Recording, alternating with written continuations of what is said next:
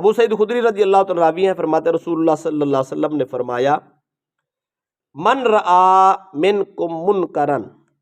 فلیغیرہ بیدہ، تم میں سے جو آدمی کسی آدمی کو گناہ، نافرمانی، بدکاری کرتے ہوئے دیکھے، اس کا فرض بنتا ہے اس بدکاری سے اس کو ہاتھ اور بازو کے زور سے روک۔ یہ پہلا منصب۔ یہ جو منصب ہے یہ حکمرانوں کا ہے، صاحب اقتدار لوگوں کا ہے۔ پھر درجہ بدرجہ جتنی جتنی ذمہ داری ہے اتنا اتنا فرض ہے۔ جن کے پاس پاور ہے، جس کے پاس قانون ہے، جس کے پاس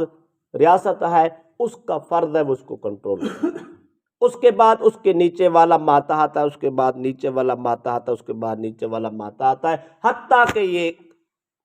نیچے تک عوام الناس تک یہ مسئلہ بن جاتا ہے۔ ایک برادری کا بڑا ہے، وڈیرا ہے، پنجیت کا بندہ ہے، بزرگ ہے، اس کی مانی جاتی ہے، اس کی برادری میں، اس کے معاشرے میں، اس کے قبیلے میں، اس کے خاندان میں ایک برائی ہو رہی ہے، اس آدمی کا فرض بنتا ہے، چونکہ پاور میں ہے، طاقت رکھتا ہے، سارے اس کے ماتحت ہیں، اس کی بات مانتے ہیں، اس کا فرض بنتا ہے بازو کے زور سے اپنی فیملی کو، اپنے خاندان کو، ماتحتوں کو دبا کر برائی کا قلع کما کرے۔ یہ اس کا فرض رہ گیا۔ اگر اوپر سے لے کر نیچے تک یہ کیفیت نہیں ہے، یہ طاقت اور پاور نہیں ہے، کوئی نہیں مانتا، تو پھر دوسرا حکم شریعت یہ ہے فَإِن لَمْ يَسْتَطِعْ فَبِلِسَانِهِ۔ رسول اکرم صلی اللہ علیہ وسلم نے فرمایا اگر بازو کے زور سے کوئی آدمی نہیں روک سکتا تو پھر زبان سے اس کو کہہ دینا فرض ہے۔ تو یار اتنی تو کہہ سکتے ہیں کہ یہ تیرا جرم، اتنی تو کہہ سکتے ہیں یہ بات تیری غلط ہے، اتنی تو کہہ سکتے ہیں کہ تو نے گناہ کی، تجھے یہ کام نہیں کرنا چاہیے، تجھے تو یہ کام کرنا چاہیے، یہ کام کر، یہ نہ، زبان سے تو کہہ سکتے ہیں۔ اس میں ہم سارے زندگی کے طبقات میں شامل لوگ جو ہیں وہ سارے شامل ہیں۔ ایک اگر زمانے کا شاعر ہے، اشعار لکھتا ہے، نظم لکھتا ہے، اس کا فرض بنتا ہے وہ نیکی کی دعوت پہ نظم لکھے، اس کے فائن، اس کے پڑھنے والے دعوت میں شامل ہو جائے، برائی سے روکنے پر لکھے۔ ایک محرر تحریر لکھتا ہے تو اس کا فرض بنتا ہے اپنی تحریر اس پیرائے میں لکھے، اس انداز میں لکھے، اس کو پڑھنے والے کو نیکی بدی کا فرق سمجھے۔ اگر ایک آدمی مبلغ ہے تو اس کو چاہیے کہ وہ اپنے اس منصب پہ پابندی لگائے۔ اگر ایک آدمی ٹیلی ویژن پہ بیٹھا ہے، چینل پہ بیٹھا ہے، اس کو قوم سن رہی ہے تو اس کا فرض بنتا ہے اپنی آواز قوم تک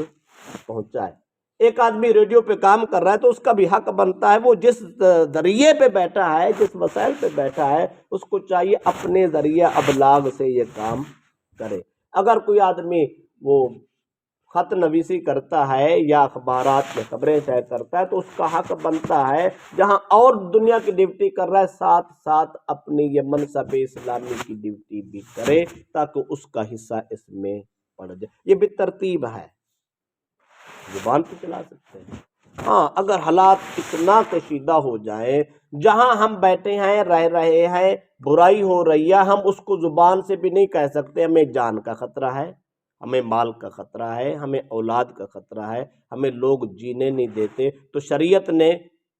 خودکشی کا حکم نہیں دیا، شریعت نے خون بہانے کا حکم نہیں دیا، شریعت نے ہمیں مجبور نہیں کیا کہ حالات برے ہوں پھر بھی آپ کہتے پھرے نہیں، پھر کیٹاگری چینج ہو جاتی ہے۔ اللہ کے نبی نے فرمایا فَإِن لَمْ يَسْتَطِعْ فَلِقَلْبِهِ، پھر تو ہاتھ اور بازو کے زور سے نہیں روک سکتا، زبان سے نہیں کہہ سکتا، تو پھر کم از کم یہ تو کرنا، دل میں تو برا جان، گناہ کو گناہ سمجھ، نیکی کو نیکی سمجھ۔ فرمائیے جو آخری حصہ ہے نا وَذَلِكَ أَضْعَفُ الْإِسْلَامِ، یہ سب سے کمزور ایمان و اسلام کا پہلو ہے، لیکن اس میں بہت بڑی حکمت ہے یار، ہم کچھ نہیں کر سکتے نا، نیکی کو نیکی سمجھے، برائی کو برائی سمجھے۔ جو آدمی برائی کو برائی سمجھتا ہے صاف ظاہر ہے وہ کرنے کو آگے آگے نہیں بڑھتا، وہ رک جاتا۔ جو آدمی سمجھ رہا ہے نا یہ حرام ہے، اگر وہ حرام کھائے گا تو 100 بار سوچے گا ضرور ہے تو حرام، کھا بھی رہا ہوتا ہے فکر بھی ہوتے ہے تو حرام، کما بھی رہا ہے پتہ ہے تو حرام،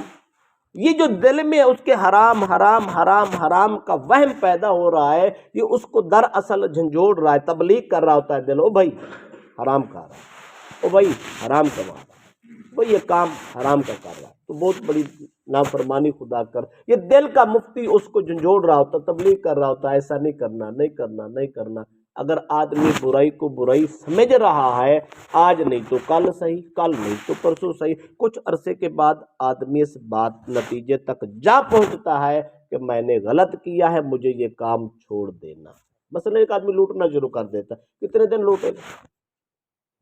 ایک دن گھر میں بیٹھ کے اس کے دل میں فکر آتی ہے میں نے زمانے کو لوٹا ہے، میرا بنا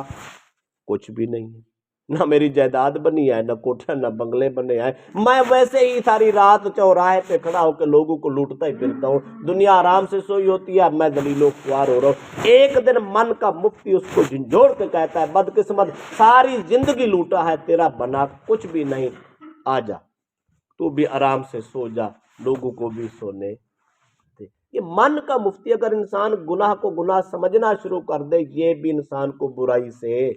روک دیتا ہے۔ ہمارے معاشرے میں خرابی یہ ہے کہ ہم برائی کو برائی نہیں سمجھتے۔ مثلا ایک جھوٹ ہے، ہم روٹین سے بول رہے ہیں، مذاق میں جھوٹ بولا، نبی اکرم صلی اللہ علیہ وسلم نے فرمایا جھوٹ مذاق میں بولو تب بھی گناہ ہے، سیریس ہو کے بولو تب بھی۔ ہم ویسے ہی جھوٹ بولتے جا رہے ہیں، 4 آدمی بیٹھے ہیں ویسے گپ شپ میں جھوٹ بول رہے ہیں، کوئی کچھ کہہ رہا ہے کوئی کچھ کہہ رہا ہے، کوئی ویسے مذاق کر رہا ہے، کوئی کسی کو ویسے ابھار رہا ہے، یہ سب کچھ جھوٹ ہے۔ جھوٹ کو ہم مذاق بنا رہے ہیں، تقیہ کلام بنا، گالی بہت بڑا گناہ ہے لیکن ہم عادتاً دے رہے ہیں، تقیہ کلام بنا رہا ہے، بولتے بولتے گالیاں دے رہے ہیں، بولتے بولتے گالیاں دے رہے ہیں، عام روٹین میں گالیاں دے رہے ہیں، یہ گناہ ہے۔ کیوں؟ ہم نے اس کو گناہ نہیں سمجھا، اگر سمجھتے تو یہ ہم عادت چینج کر لیتے۔ اسی طرح آپ جہاں دل چاہے یہ مثال لیتے جائیں، یہ آدمی کا جب دل میں یہ فکر نہیں ہوتی تو پھر آدمی گناہ کرتا کرتا کرتا نکل جاتا، اس کو سمجھ نہیں آتی میں گناہ کر بھی رہا ہوں یا نہیں کر رہا۔ آخری بات بتا دو، اگر انسان اتنا غافل ہو جائے اس کو گناہ گناہ ہی نظر نہ آئے، اس حد تک جا پہنچے اس کو نیکی سمجھ کے کرنے لگ جائے یا جائز سمجھ کے کرنے لگ جائے، اور بابا گناہ کو جائز سمجھ کے، حرام کو حلال سمجھ کے،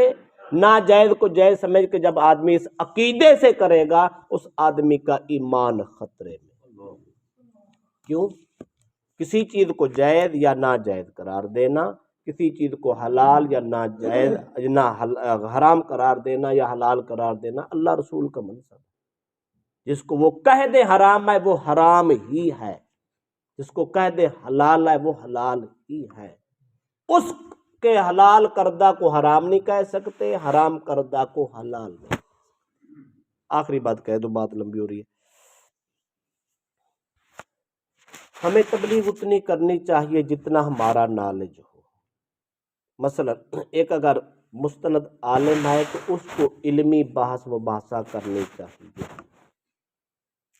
وہ لفظ کی نوعیت و کیفیت کو جانتا ہے، صیغہ جانتا ہے، بحث مباحثہ جانتا ہے، لغت و اصطلاح جانتا ہے، شریعت اور اصول جانتا ہے، قوانین شریعت عرب سے واقف ہے، تو وہ ویسی گفتگو کرے، اس کا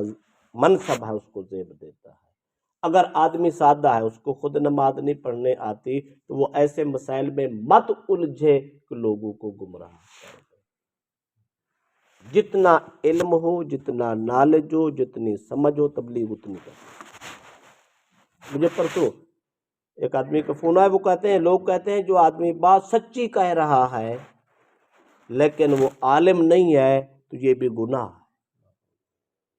میں کہ بات ایسے نہیں ہے، جو بات سچی کہہ رہا ہے وہ گناہ نہیں ہے، وہ تو سچ ہے، سچ عبادت ہے۔ فرق اتنا ہے اس کو اپنے لیول کے مطابق بات کرنی چاہیے۔ جب لیول سے وہ اپ ڈاؤن کرے گا، اوپر نیچے کرے گا، بندہ ان پڑھ ہے، بات علماء والی ذمہ داری اٹھا لے گا تو صاف ظاہر ہے وہ کہیں نہ کہیں مسٹیک کرے گا، کہیں نہ کہیں وہ غلطی کرے گا، جب وہ غلطی کرے گا تو سننے والوں کا ایمان بیکارت جاتا ہے. اس لیے تبلیغ ہم سب کو کرنی ہے، دعوت ہم سب کو دینی ہے، لیکن اپنے نالج، اپنے علم، اپنے منصب کے مطابق دینی ہے، تاکہ اپنا ایمان بھی بچ جائے، دوسروں کا ایمان بھی بچ جائے. جتنی ہم جانتے ہیں ہماری سمجھ اتنی بات کرنا، یہ ہمارا